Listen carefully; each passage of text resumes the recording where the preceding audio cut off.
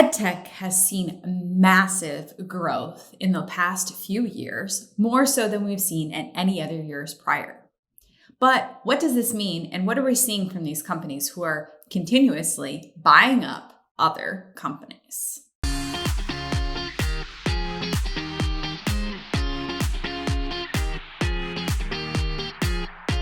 Hi everybody, welcome back to my channel. My name is Leena Saleh, the Edtech Guru, where we are disrupting EdTech and education. All right, let's do this.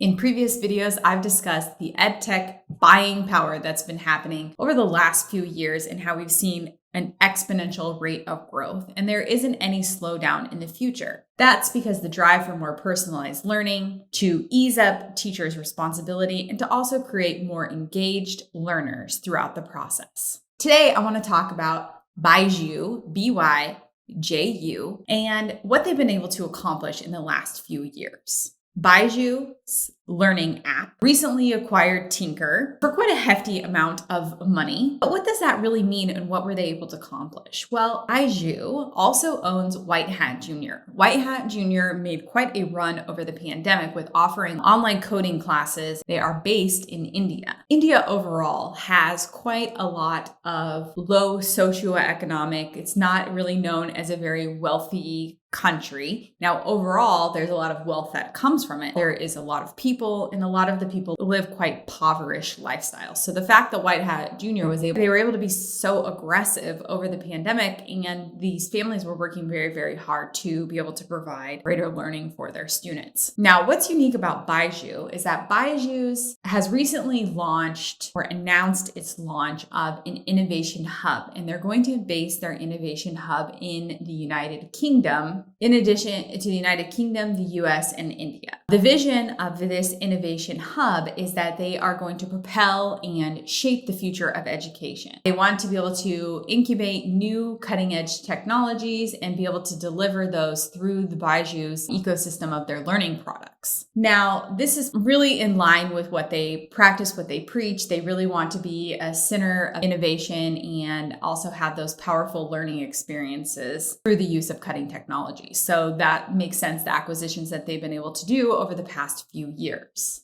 Now, BYJU is hoping to basically launch their IPO and go take the company public. Now, what they've been able to acquire over the last year, they've actually acquired 9 companies over the last year. They acquired Tinker. They were able to acquire Tinker for $200 million, which is an online coding program, pretty paid subscription. They really took off the same amount of time as Code.org. Code.org is nonprofit. Tinker is for profit. They recently started offering online coding classes in addition to their regular subscriptions, in which they help students learn how to code. They also acquired Great Learning for $600 million. This is a Singapore headquartered company that has delivered over 60 million hours of learning to about 1.5 million learners from over 170 countries. They basically bootstrapped their company, and they collaborated with places like MIT and the Macomb School of Business in Texas, and just been able to kind of authentically grow over the last few years. They also acquired Topper for $150 million and in February.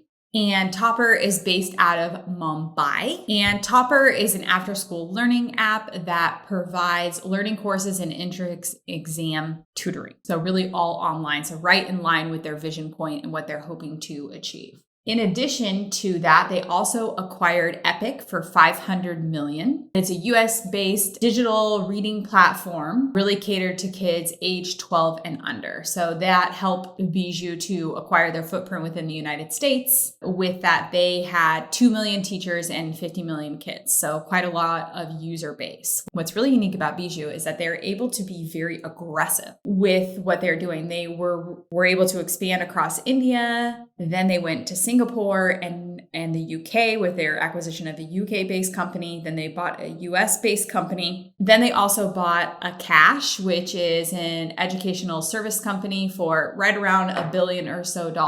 They are a test prep based company, and they have more than 200 tutoring centers across the country. So they really had that brick and mortar piece for India's test prep strategy. So they went from the brick and mortar so they have a reading based company, they have a tech based company for coding. They also have a test prep based company. Then they also have a test prep brick and mortar. So creating more omni channels than they would normally have had previously. And then last year in August for $300 million, they acquired White Hat Jr. Really was a unique purchase. It was one of the biggest deals in the edtech sector back in August. And they were basically providing coding programs for kids through online-based learning. It was really a B2C, so really a parent-based subscription service. Some were even bringing it into their classrooms. And so they've been able to really expand. Teachers were teaching that to students. So they had real life teachers who had experience in coding, teaching students how to code. So really kind of tapping into that innovation and prepping these kids with real world based learning. So everything that they've been able to purchase has been right in line with their vision and what they're hoping to achieve. While they've been able to make some really aggressive purchases over the last year, we also have been able to see that they're getting ready for an IPO launch. So they're going to be,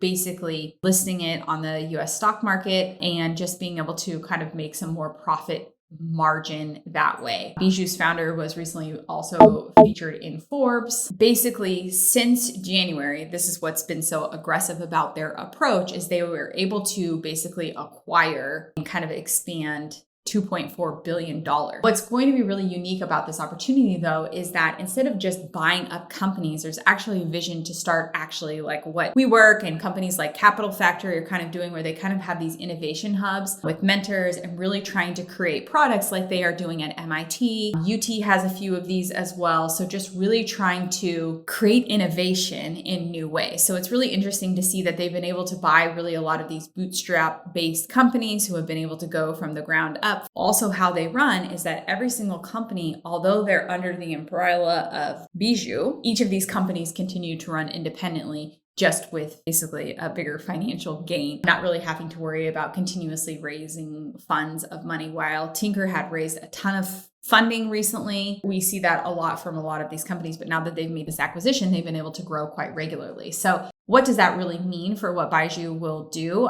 With their aggressive approach, they've been able to really capitalize on the US market and really the world market quite quickly. They've really jumping on the pandemic's back and kind of took it for a ride. So they're really, instead of just riding on the back of the pandemic and what the pandemic was able to provide, now they're actually leading it in the forefront. And these innovation hubs, I'm very, very excited to see what they're able to produce, because everything that they're doing is really turning into that more personalized learning approach and really reaching out to parents. We're seeing parents are looking for these services more and more, even though the world is kind of returning back to a somewhat normal state. Parents are still looking for things that are going to prepare their students that they're not able to get from school, basically to prepare students for real world experiences, and BYJU is making that. So I'm really excited to see what they're able to. I'd love to hear your thoughts and comments. Throw those below. Let me know, what do you think BYJU is going to do next? Do you think the IPO is going to bring them to the next level? And what do you hope to see from these innovation hubs and what they're able to achieve? I personally would like to see that they are able to expand more so into the STEM network of things, kind of branch away from this test prep practice, but being able to kind of help students, these PBL models, maybe internships, types of things like that. So I'd love to know what you think about it. And until next time, see you guys soon. Don't forget to like, subscribe, share, and comment below. I'm always excited to connect with you. We'll see you guys again soon. Bye-bye. Thank you so much for following along on this journey. My name is Leena Saleh, the Edtech Guru. Please remember to like, share, subscribe, and comment below. And until next time.